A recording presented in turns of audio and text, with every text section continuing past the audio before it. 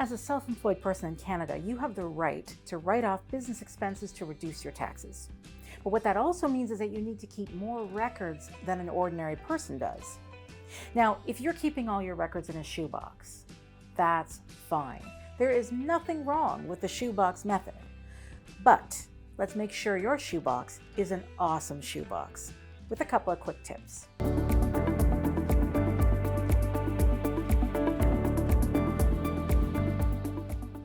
Tip number 1, keep everything. There are some expenses that you know you can write off and some expenses you're not really sure about. Just keep everything. You know, the worst thing that happens when an accountant starts to work on your taxes, or when you're doing it yourself, is that you need the receipt, for instance, because you need to refer to the figure on it or to confirm that it was this year or whatever you need, and you can't find it. It's fine to have too many. It's not great to not have enough, particularly if the Canada Revenue Agency ever asks to see receipts, which they sometimes do. You want to have those receipts, so keep everything. When in doubt, keep it. Next tip, keep receipts, not just your credit card statements.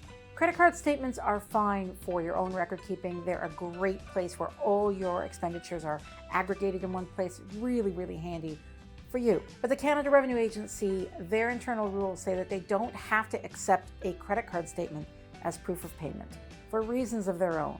Doesn't really matter. The point is, whenever you purchase something with a credit card, or with anything really, you're going to get a receipt. Either you pay at a cash register and you get a cash register receipt, or you're going to pay online and you should get a receipt via email, for example. But either way, there is a receipt separate from the credit card statement. Make sure you keep that receipt in your shoebox as well. Next tip, keep everything for 7 years. The Canada Revenue Agency has the right to go back up to 7 years and ask for supporting documentation, which usually means receipts. You really want to have those ready for them, because if they ask for a receipt and you don't have it, they tend to disallow the expense, and that just means a higher tax bill for you.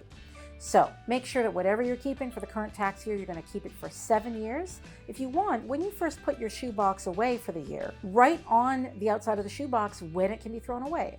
Think 7 years ahead and say, okay, at the end of this year, this is when it can be thrown away. And then next time you're sort of going through your storage unit or your closet or wherever you keep your shoeboxes, you can find the one with this year's year on it and know that you can throw it away. Just a bonus tip for those who stuck around to the end here. You know those receipts that come on that kind of crinkly, shiny paper? You know the ones. They're the ones that fade. As I said before, the Canada Revenue Agency can come back up to 7 years later and ask to see a receipt.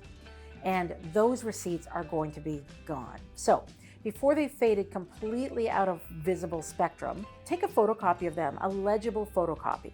Now, in some cases, a receipt will be faded to the point where you can read it, you can see it, but when you try to photocopy it, it might just show up as a blank piece of paper. That's because the photocopier is not at a very sensitive setting. Set it to its most sensitive setting, which is usually called something like photograph, and it'll pick up those fine gradations that aren't quite black or white, somewhere in the middle, and it'll pick up whatever you can see. And then keep the photocopy and toss the original receipt. As long as you've got a good clean copy, you don't need the original anymore. And in case you're wondering, yeah, it's okay to have some of your receipts as copies on your computer.